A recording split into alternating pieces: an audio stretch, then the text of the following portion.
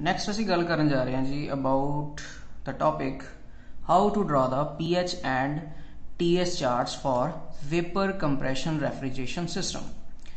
कि refrigeration system ਦੇ ਵਿੱਚ ਜੋ ਕਿ ਸਾਡਾ वेपर कंप्रैशन ਸਿਸਟਮ ਹੈ ਉਸ ਦੇ ਲਈ ਅਸੀਂ pH, pressure, enthalpy and temperature, entropy charts ਕਿਸ ਤਰੀਕੇ ਦੇ ਨਾਲ ਪਲਾਟ ਕਰਨੇ ਨੇ। ਸੋ ਇਹਨਾਂ ਚਾਰਟਸ ਨੂੰ ਪਲਾਟ ਕਰਨ ਤੋਂ ਪਹਿਲਾਂ ਸਾਡੇ ਕੋਲ ਕੁਝ ਇੰਪੋਰਟੈਂਟ ਪ੍ਰੋਪਰਟੀਜ਼ ਨੇ ਐਂਡ ਕੁਝ ਟਰਮਸ ਨੇ ਜਿਨ੍ਹਾਂ ਦੇ ਬਾਰੇ ਸਾਨੂੰ ਪਤਾ ਹੋਣਾ ਜ਼ਰੂਰੀ ਚਾਹੀਦਾ। So first one is enthalpy. ਤਾਂ ਐਂਥੈਲਪੀ ਕੀ ਹੈ? ਕਿਸੇ ਵੀ ਗੈਸ ਦਾ ਟੋਟਲ ਹੀਟ ਕੰਟੈਂਟ ਉਹ ਕਹਿਲਾਉਂਦਾ ਹੈ ਸਾਡਾ ਐਂਥੈਲਪੀ। ਜਿਵੇਂ ਕਿ ਤੁਸੀਂ ਇੱਥੇ ਇੱਕ ਨੂਮੈਰਿਕ ਇਕੁਏਸ਼ਨ ਦੇਖ ਰਹੇ ਹੋ that is H is equals to U plus PV। So ਇੱਥੇ H ਕੀ ਹੈ? H denotes the enthalpy। U ਹੈ ਸਾਡੀ internal energy and PV the product of PV pressure into volume ਇਹ ਕਹਿਲਾਉਂਦਾ ਹੈ ਸਾਡਾ work done। ਇਸ ਨੂੰ ਸਮਝਦੇ ਹਾਂ ਸਾਡੇ ਕੋਲ ਇੱਕ ਨਾਲ ਹੀ ਇੱਕ ਛੋਟਾ ਜਿਹਾ ਡਾਇਗਰਾਮ ਹੈ, ਇਸ ਦੀ ਹੈਲਪ ਦੇ ਨਾਲ ਇਹਨੂੰ ਸਮਝਾਂਗੇ। ਸਪੋਜ਼ ਮੈਂ ਇੱਕ ਕੰਟੇਨਰ ਲੈ ਲਿਆ, ਉਸ ਕੰਟੇਨਰ ਦੇ ਵਿੱਚ ਕੁਝ ਗੈਸ ਕੰਟੈਂਟ ਲੈ ਲਿਆ ਔਰ ਉਸ ਨੂੰ ਉੱਤੋਂ ਦੀ ਕਵਰ ਕਰਕੇ ਹਲਕਾ ਜਿਹਾ ਉੱਪਰ ਵੇਟ ਪਾ ਦਿੱਤਾ ਔਰ ਨੀਚੇ ਇੱਕ ਬਰਨਰ ਦੀ ਹੈਲਪ ਦੇ ਨਾਲ ਉਸ ਨੂੰ ਹੀਟ ਪ੍ਰੋਡਿਊਸ ਕਰ ਰਹੇ ਹਾਂ, ਹੀਟ ਉਹਨੂੰ ਸਪਲਾਈ ਕਰ ਰਹੇ ਹਾਂ ਔਰ ਕੰਟੀਨਿਊਏਸ਼ਨ ਫਾਰਮ ਦੇ ਵਿੱਚ ਕਨਸਟੈਂਟ ਹੀਟ ਸਪਲਾਈ ਹੋ ਰਹੀ ਹੈ। ਅਸੀਂ ਕੁਝ ਟਾਈਮ ਤੋਂ ਬਾਅਦ ਦੇਖਦੇ ਹਾਂ ਕਿ ਜੋ ਸਾਡਾ ਵੋਲਿਊਮ ਵਨ ਪਲੇਸ ਤੇ ਸੀ ਉਹ ਇਨੀਸ਼ੀਅਲ ਪਲੇਸ ਨੂੰ ਚੇਂਜ ਕਰਕੇ ਸੈਕੰਡ ਪਲੇਸ ਤੇ ਮੂਵ ਕਰ ਗਿਆ। ਮਤਲਬ ਸਾਡੇ ਕੋਲ ਇੱਥੇ ਕੁਝ ਚੇਂਜ ਇਨ ਵੋਲਿਊਮ ਆ ਗਿਆ। ਇਨੀਸ਼ੀਅਲ ਸਟੇਜ ਤੇ ਉਹ 1 ਪੁਆਇੰਟ ਤੇ ਸੀ ਔਰ ਸੈਕੰਡ ਸਟੇਜ ਤੇ ਉਹ 2 ਪੁਆਇੰਟ ਤੇ ਆ ਗਿਆ। ਇਸ ਦੇ ਦੌਰਾਨ ਅਸੀਂ ਦੇਖ ਰਹੇ ਹਾਂ ਜੀ ਜੋ ਚੇਂਜ ਇਨ ਉਹਦੇ ਵੋਲਿਊਮ ਦੇ ਵਿੱਚ ਆਇਆ, ਇਹ ਵੋਲਿਊਮ ਚੇਂਜ ਕਾਹਦੇ ਕਰਕੇ ਆਇਆ? ਅਸੀਂ ਹੀਟ ਦੀ ਫਾਰਮ ਦੇ ਵਿੱਚ ਕੁਝ એનર્ਜੀ ਉਹਨੂੰ ਸਪਲਾਈ ਕੀਤੀ ਸੀ। ਇਟ ਮੀਨਸ ਉਹਦੇ ਤੇ ਅਸੀਂ ਕੁਝ ਵਰਕਆਊਟ ਕੀਤਾ, ਕੁਝ ਵਰਕ ਡਨ ਉਹਨੂੰ ਸਪਲਾਈ ਕੀਤਾ। ਸੋ ਇਸੇ ਤਰ੍ਹਾਂ ਹੀ ਜਦੋਂ ਵੀ ਕਿਸੇ ਸਬਸਟੈਂਸ ਦੀ, ਕਿਸੇ ਰੀਅਲ ਗੈਸ ਦੀ ਜਦੋਂ ਗੱਲ ਆਉਂਦੀ ਹੈ ਤਾਂ ਰੀਅਲ ਗੈਸਿਸ ਦੇ ਵਿੱਚ ਕੁਝ ਉਹਨਾਂ ਦਾ ਇੰਟਰਨਲ ਕੰਟੈਂਟ ਹੁੰਦਾ ਜਿਹਨੂੰ ਅਸੀਂ ਇੰਟਰਨਲ એનર્ਜੀ ਦੇ ਤੌਰ ਦੇ ਉੱਤੇ ਮੰਨਦੇ ਹਾਂ ਔਰ ਉਸ ਦੀ ਹੈਲਪ ਦੇ ਨਾਲ ਅਸੀਂ ਕਿੰਨਾ ਵਰਕ ਡਨ ਉਹਦੇ ਤੇ ਕੀਤਾ ਜਾਂ ਉਸ ਤੋਂ ਕਿੰਨਾ ਵਰਕ ਡਨ ਅਸੀਂ ਲੈ ਸਕਦੇ ਹਾਂ ਉਹ ਵੀ ਅਸੀਂ ਹੀਟ એનર્ਜੀ ਦੀ ਫਾਰਮ ਦੇ ਵਿੱਚ ਹੀ ਨੋਟ ਕਰਦੇ ਹਾਂ। ਸੋ ਇਹ ਟੋਟਲ ਹੀ ਕਹਿਲਾਉਂਦਾ ਹੈ ਸਾਡੇ ਕੋਲ that is enthalpy. Next is entropy. तो एंट्रोपी बेसिकली की है? It is the randomness of molecules of a gas for a reversible process.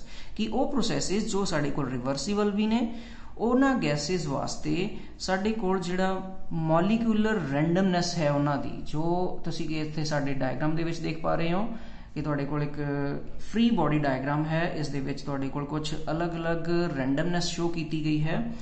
ਰੈਂਡਮਨੈਸ ਦਾ ਮਤਲਬ ਹੈ ਕਿ ਜਦੋਂ ਅਨਈਵਨ ਪੈਟਰਨ ਦੇ ਵਿੱਚ ਮੋਲੀਕਿਊਲਸ ਕਿਸੇ ਵੀ ਸਬਸਟੈਂਸ ਦੇ ਵਿੱਚ, ਕਿਸੇ ਵੀ ਗੈਸ ਦੇ ਵਿੱਚ ਪਏ ਹੋਣ ਤਾਂ ਉਹਨਾਂ ਸਬਸਟੈਂਸਿਸ ਦੇ ਅੰਦਰ ਜਦੋਂ ਅਸੀਂ ਕੁਝ ਅਮਾਉਂਟ ਦੀ ਹੀਟ ਸਪਲਾਈ ਕੀਤੀ ਜਾਵੇ ਐਬਸੋਲੂਟ ਟੈਂਪਰੇਚਰ ਦੇ ਉੱਤੇ ਤਾਂ ਉਹਦੇ ਵਿੱਚ ਸਿਸਟਮ ਦੇ ਵਿੱਚ ਕੀ ਚੇਂਜ ਆਊਗਾ ਉਸ ਨੂੰ ਅਸੀਂ ਕਾਊਂਟ ਕਰਾਂਗੇ ਦੈਟ ਇਜ਼ ਐਂਟਰੋਪੀ। ਜਿਵੇਂ ਕਿ ਤੁਸੀਂ ਇੱਥੇ ਇੱਕ ਰਿਲੇਸ਼ਨ ਦੇ ਨਾਲ ਸਮਝ ਪਾ ਰਹੇ ਹੋ that is written as dQ/T is equals to ds। ਹੁਣ ਇੱਥੇ dQ ਅਸੀਂ ਕੀ ਲਿਖਿਆ ਹੈ? that is small heat change। ਕਿ ਅਸੀਂ ਕੁਝ ਸਿਸਟਮ, ਕਿਸੇ ਸਿਸਟਮ ਨੂੰ ਕੁਝ ਅਮਾਉਂਟ ਦੀ ਹੀਟ ਸਪਲਾਈ ਕੀਤੀ ਜਾਂ ਉਸ ਸਿਸਟਮ ਦੇ ਵਿੱਚੋਂ ਕੁਝ ਹੀਟ ਨੂੰ ਐਕਸਟ੍ਰੈਕਟ ਕਰਕੇ ਬਾਹਰ ਕੱਢ ਦਿੱਤਾ। ਸੋ ਦੋਨੋਂ ਕੇਸਿਸ ਹੋ ਸਕਦੇ ਨੇ। ਸੋ ਇਸ ਦੇ ਵਿੱਚ ਜੋ ਸਾਡਾ T ਹੈ that is absolute temperature in Kelvin। ਕਿ ਸਾਡਾ ਜੋ ਟੈਂਪਰੇਚਰ ਹੈ ਉਸ ਨੂੰ ਅਸੀਂ ਐਬਸੋਲੂਟ ਟੈਂਪਰੇਚਰ ਲੈਣਾ ਹੈ। ਹੁਣ ਐਬਸੋਲੂਟ ਟੈਂਪਰੇਚਰ ਕੀ ਹੁੰਦਾ ਹੈ? ਜਿਸ ਜਗ੍ਹਾ ਤੇ ਸਾਡੀ ਮੋਲੀਕਿਊਲਰ ਮੂਵਮੈਂਟ ਹੈ ਉਹ ਵੀ ਜ਼ੀਰੋ ਹੋ ਜਾਵੇ ਦੈਟ ਇਜ਼ ਐਬਸੋਲੂਟ ਟੈਂਪਰੇਚਰ, ਉਸ ਨੂੰ ਅਸੀਂ ਕੈਲਵਿਨਸ ਦੇ ਵਿੱਚ ਲੈਣਾ ਹੈ। ਨੈਕਸਟ ਹੈ ਸਾਡਾ ds। ds ਕੀ ਹੈ? ਚੇਂਜ ਇਨ ਐਂਟਰੋਪੀ। ਸੋ ਚੇਂਜ ਇਨ ਐਂਟਰੋਪੀ ਜੋ ਆਏਗਾ ਉਹ ਦੋ ਫੈਕਟਰਸ ਦੇ ਉੱਤੇ ਡਿਪੈਂਡੈਂਟ ਹੋਏਗਾ। ਉਸ ਨੂੰ ਅਸੀਂ ਹੀਟ ਕਿੰਨੀ ਸਪਲਾਈ ਕੀਤੀ ਹੈ ਜਾਂ ਕਿੰਨੀ ਸਿਸਟਮ ਦੇ ਵਿੱਚੋਂ ਹੀਟ ਕੱਢੀ ਹੈ ਡਿਵਾਈਡਡ ਬਾਏ ਸਾਡਾ ਐਬਸੋਲੂਟ ਟੈਂਪਰੇਚਰ ਕਿੰਨਾ ਹੈ। Next is dryness fraction. Dryness fraction ਨੂੰ ਅਸੀਂ ਡਿਨੋਟ ਕਰਦੇ ਹਾਂ x ਦੇ ਨਾਲ। ਹੁਣ ਡਰਾਈਨੈਸ ਫ੍ਰੈਕਸ਼ਨ ਹੁੰਦਾ ਕੀ ਹੈ? ਡਰਾਈਨੈਸ ਫ੍ਰੈਕਸ਼ਨ ਹੈ ਸਾਡੇ ਕੋਲ dry steam in given sample of wet steam by weight. ਕਿ ਵੇਟ ਦੇ ਰਿਸਪੈਕਟਿਵ ਸਾਡੇ ਕੋਲ ਡਰਾਈ ਸਟ੍ਰੀਮ ਦੇ ਵਿੱਚ ਵੈਟ ਸਟੀਮ ਕਿੰਨੀ ਪ੍ਰੈਜ਼ੈਂਟ ਹੈ। ਹੁਣ ਇੱਥੇ ਇਹਨੂੰ ਅਸੀਂ ਇੱਕ ਮੈਥਮੈਟੀਕਲ ਰਿਲੇਸ਼ਨਸ ਦੇ ਨਾਲ ਦੇਖਦੇ ਹਾਂ that is x is equals to ms divided by ms plus MW। इत्थे हुण असीं MS की लिया है, that is mass of the dry steam in kgs. MW की है, that is mass of water vapours in suspension. कि अपने कोल कुछ असीं सैंपल ऑफ वैट स्टीम ले ली, हुण उस वैट स्टीम दे विच मेरे कोल दो फॉर्म्स ने, एक तो मेरे कोल ड्राई स्टीम प्रेजेंट है उहदे अंदर, और ड्राई स्टीम दे नाल ही मेरे कोल कुछ वाटर कंटेंट प्रेजेंट है। सो वो मिक्सचर जो बनेगा that is dry steam plus water vapours दा, वो मेरे कोल आ गया, दैट इज टोटल जो मैं सस्पेंशन दे विच वाटर पार्टिकल्स लेने ने, दैट इज नीचे वाली टर्म आ गया, that is mass of steam plus mass of water particles. उसनू मैं ड्राई स्टीम दे नाल फ्रैक्शन दे विच लेना है। सो ये मेरे कोल टर्म आएगी, दैट इज ड्राइनेस फ्रैक्शन। इस तो मैनू पता लगता है कि जो मेरी स्टीम है, वेपर्स ने, उसकी क्वालिटी किस तरह की है। सो इत्थों असी यूज करांगे, असी आने वाले टाइम दे विच देखांगे कि इसकी बहुत लोड़ पएगी सानू।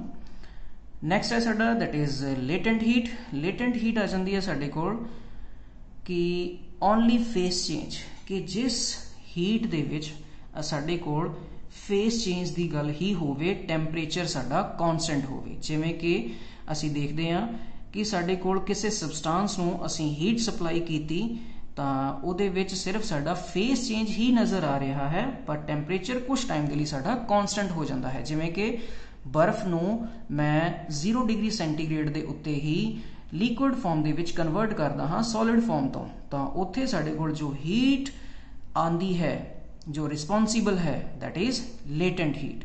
नैक्सट आता है साडा जी सेंसीबल हीट। सेंसीबल हीट की है कि जिस जगह ते साडा हुण फेस चेंज नहीं हुंदा, सिर्फ टैंपरेचर दा वधना या घटना काउंट किया जाता है, उसनूं असीं सेंसीबल हीट काउंट करते हाँ।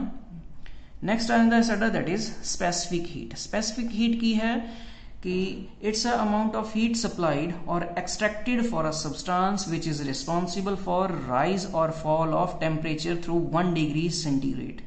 कि जदों किसी सबसटांस नूं असीं हीट सप्लाई करते हाँ या उस विचों हीट असीं एक्सट्रैक्ट करते हाँ, तां उस टाइम मेरा 1 डिग्री अगर टैंपरेचर वधदा है तां 1 डिग्री टैंपरेचर वधण दे लई किन्नी हीट सप्लाई करनी पई, अगर 1 डिग्री टैंपरेचर घटदा है तां उत्थे मैनूं किन्नी हीट एक्सट्रैक्ट करनी पई।